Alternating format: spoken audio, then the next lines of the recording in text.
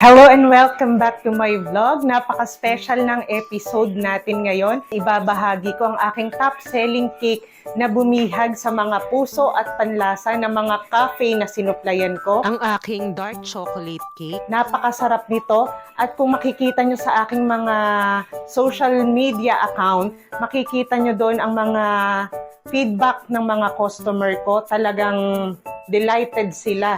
Talagang sarap na sarap sila sa aking chocolate cake. Wala akong isisikreto. Lahat sasabihin ko, pati mga brand na ginagamit ko at exact measurement.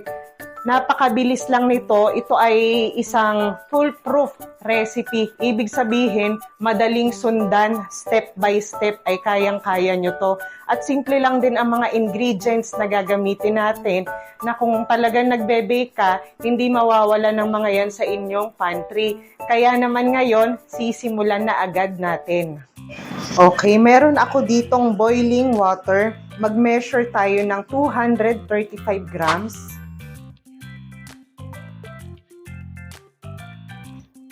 Ngayon, pagkatapos nating ma-measure ang boiling water, lalagyan naman natin ng coffee powder. 1 tablespoon. Ang gamit ko ay Nescafe Classic. Ilagay natin dyan. Ilagay din natin ang alkalized cocoa powder.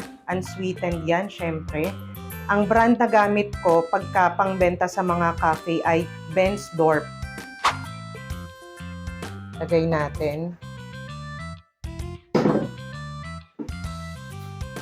Para matunaw na at walang greeny texture, isasama natin ang ating dark brown sugar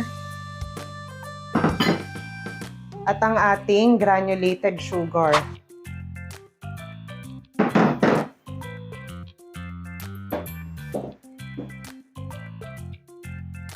Ilagay na rin natin ang ating fresh milk. Magnolia fresh milk po ang gamit ko. Hahaluin lang natin ito hanggang sa ma-dissolve na ang mga dry ingredients na ginamit natin.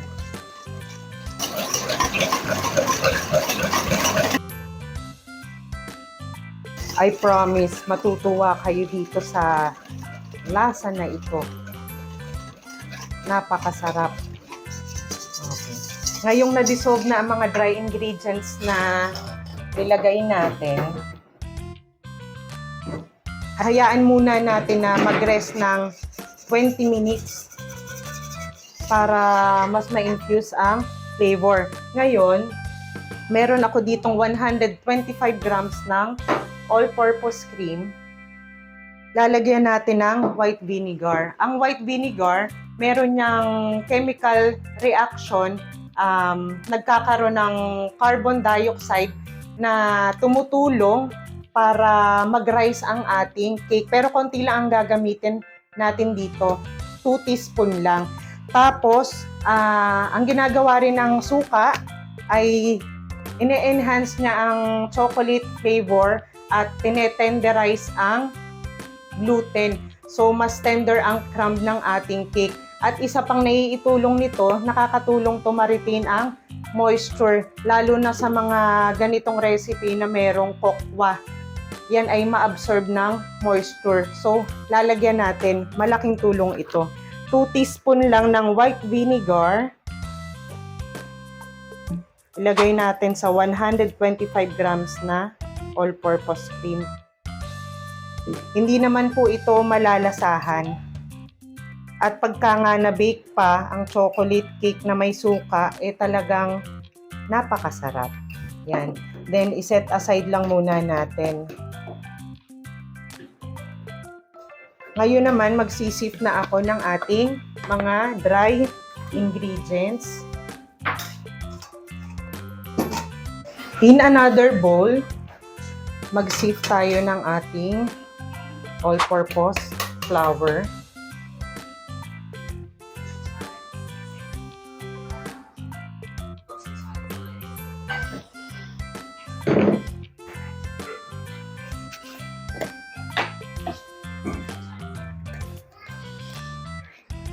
Siguraduhin nyo po na active ang inyong baking soda na gagamitin. ilagay na rin natin ang baking soda, 1 teaspoon. Sieve natin para mag-break up ang lumps.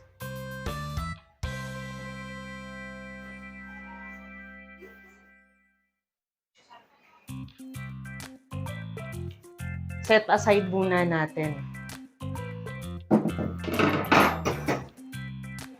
Teka nga pala, at munti ko nang makalimutan ang aking sea salt. Ang gamit ko ay sea salt. Mas masarap talaga ito sa iodized salt at sa rock salt na nabibili natin. 1 teaspoon. Kung gagamit po kayo ng iodized salt, pwede nyo na pong isama sa harina. Ito po ay ilalagay ko na dito para matunaw na rin.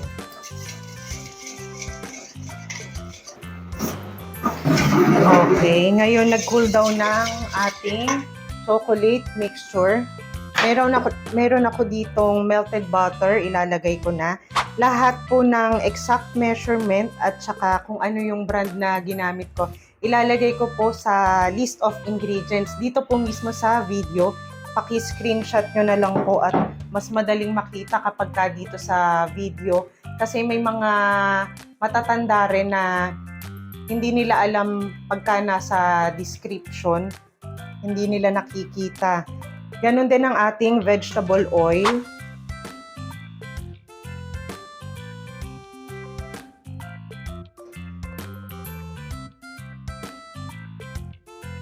At saka vanilla bean paste o kaya kung wala po ay pure vanilla.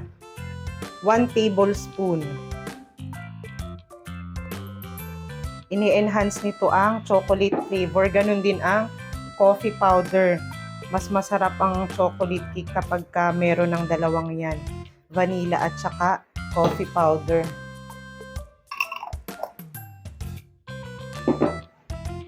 Ganon din ang ating eggs. Ito po ay 3 large eggs at saka 2 pieces ng egg yolks. Ilalagay ko na lahat. Okay lang yan kahit hindi one at a time.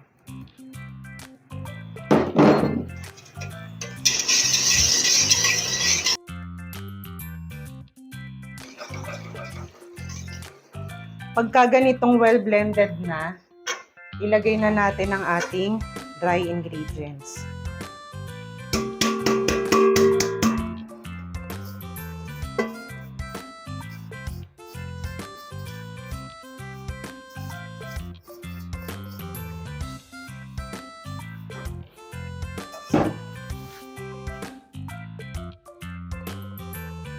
Hahaluin lang natin to hanggang sa maging well combined na ang ating mga ingredients. Ay, teka. At yung akin nga palang all-purpose cream, ilalagay ko na sa huli para mas moist ang ating cake.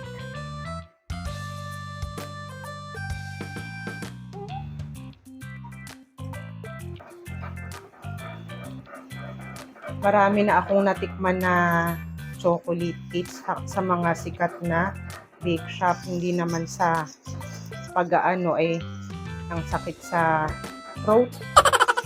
Sobrang tamis. Parang nakakaumay naman. Kaya matagal-tagal kong trinabaho itong cake na ito. Napakasarap nitong partner ng black coffee. Hindi nakakaumay itong cake na to at talagang mai-enjoy nyo ito. Pagka well combine na ganyan, sasalain na natin. Kasi hindi na iiwasan magkaroon ng buo-buo ang chocolate cake.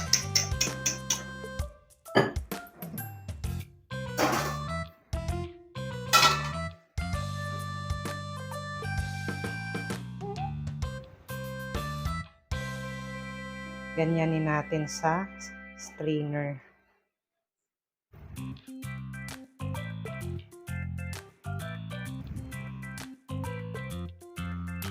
Said na said. Tapos, yung ilalim pa nito, scrape din natin.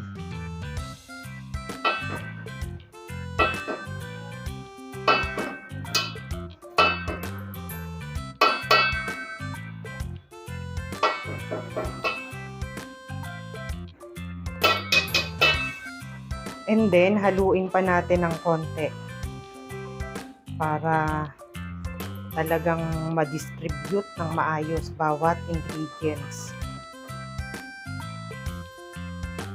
Okay, timbangin.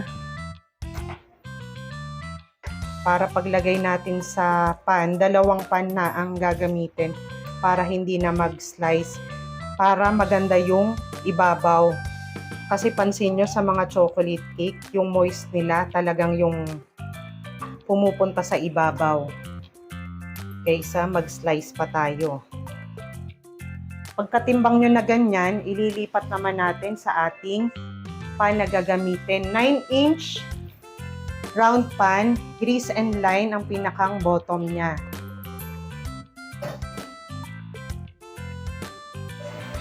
Ngayon naman na nahati na natin, ganyan lang ng konti. Papatag para maganda ang alsa. And then, konting top bago natin i-bake para mag-alisan ng air. Ngayon, gagamitan po natin ng baking strip. Siyempre, dapat basa. Kung wala po kayong available na baking strip, marami po kayong makikitang DIY sa Google. Then, ako po ay kanina pa nag-preheat ng oven, 350 degrees Fahrenheit. Ibe-bake po natin ito ng 30 to 35 minutes o hanggang sa ang cake tester kapag tinusok natin sa gitna ay meron na lang few crumbs. Yan. Okay, ibe-bake ko na po. Habang binibake ang cake, gawin naman natin ang ating dark chocolate ganache. Ilalagay ko na dito ang all-purpose cream at paiinitin ko. Pwede naman na painitin nyo at ibuhos nyo sa chocolate na gagamitin nyo. Then haluin nyo hanggang sa maging smooth na.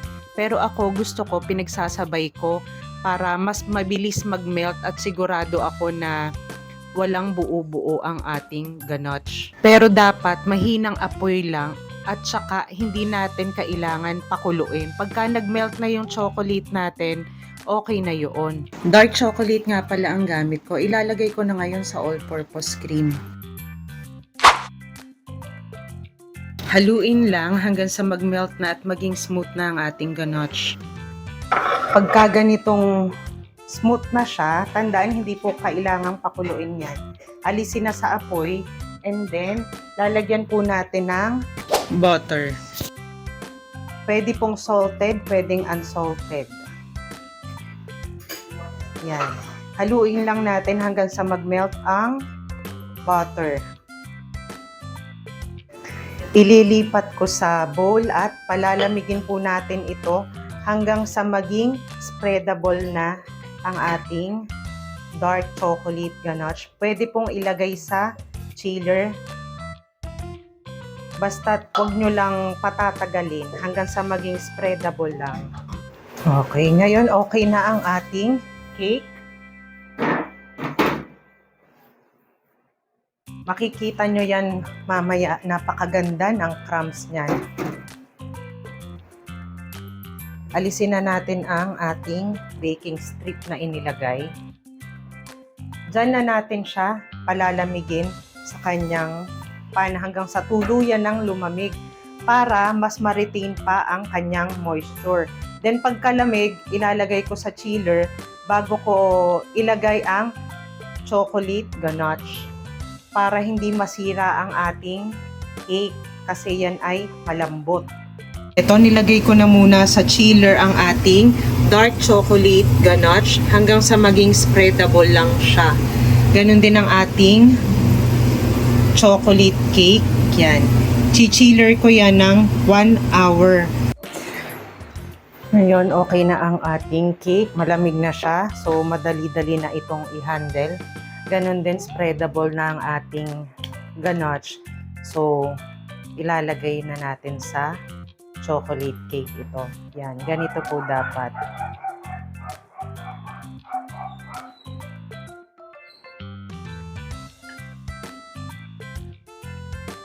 Huwag nyo nga po pala kalimutang mag-subscribe at pindutin ang inyong mga kampana para ma-notify po agad kayo kapag may bago na ulit kaming post na masarap na recipe video. Ito pong ating cake board. Lagyan natin ng ganache para hindi mag-slip ang cake o hindi dumulas. Then ilalagay natin ng nakabaliktad itong chocolate cake para pantay ang ibabaw niya.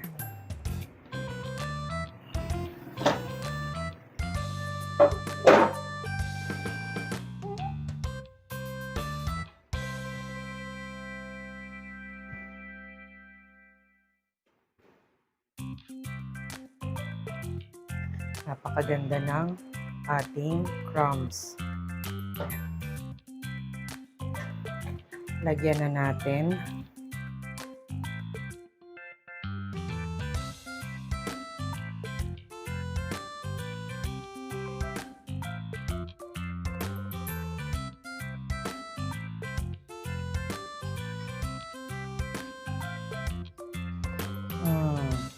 Napakaganda at napaka-moist. Napakasarap niyan.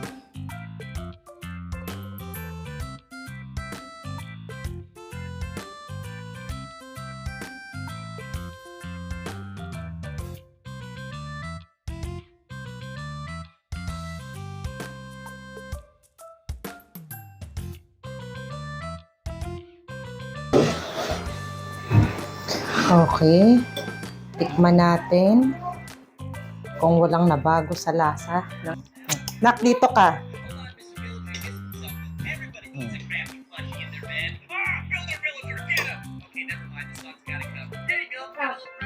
Sarap.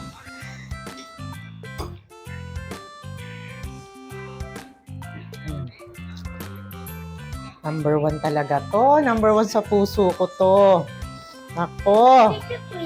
Kung gusto nyo ng ganitong recipe or video at marami pang masasarap na recipe na parating, mag-subscribe na po kayo. Ibenta nyo to. O kaya, pagka may okasyon kung ayaw nyo magtinda, gawin nyo to. I'm sure mai-impress ang mga kakain nito.